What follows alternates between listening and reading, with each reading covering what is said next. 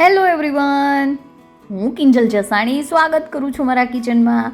અને આજે હું બનાવું છું ઉનાળામાં ઠંડી ઠંડી પીવાની મજા પડે તેવી મસાલા છાશ. તો ચલો બનાવીએ. હવે એક મિક્સર જારમાં લીધી છે કોથમીર, ફુદીનો,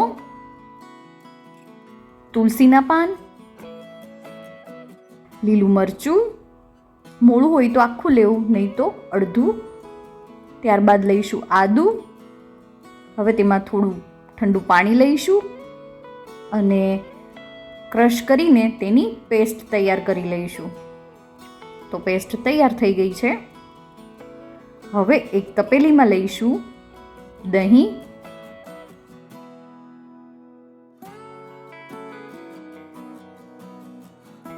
હવે નાખીએ થોડું ઠંડુ પાણી અને તેને વલોવી લઈએ અને છાશ તૈયાર કરીએ. તો છાશ થઈ ગઈ છે. હવે જે બનાવેલી પેસ્ટ છે તે એડ કરીશું સ્વાદ પ્રમાણે અને ફરીથી વલોવી લઈએ.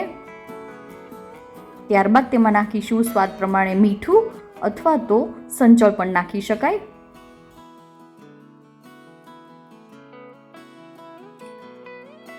સાઈડ પર મૂકી દઈશું.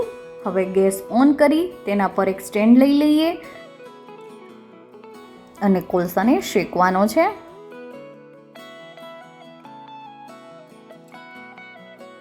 આપણે પહેલાં ઘાવરેલું દહીં બનાવતા એ જ ટાઈપમાં ઘાવરેલી છાશ બનાવવાની છે. બંને સાઈડ ચીપિયાની મદદથી ફેરવતા જઈશું અને કોલસાને ગરમ કરી લઈશું અંદરથી જ્યારે લાલ દેખાવા લાગે ત્યાં સુધી.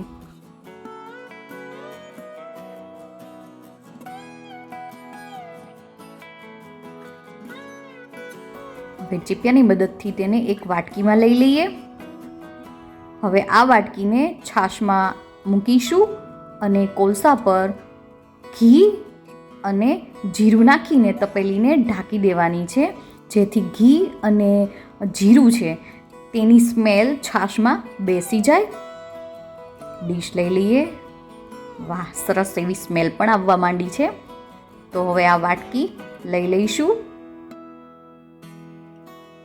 અને છાશને ગ્લાસમાં લઈ લઈએ. તો ગ્લાસમાં નાખીએ પહેલાં તો બરફના ટુકડા અને તેમાં લઈશું આ મસાલાવાળી છાશ. તો આ ઠંડી ઠંડી મસાલાવાળી છાશની રેસીપી તમને લોકોને કેવી લાગી તે મને કોમેન્ટમાં જરૂરથી જણાવજો. આવજો.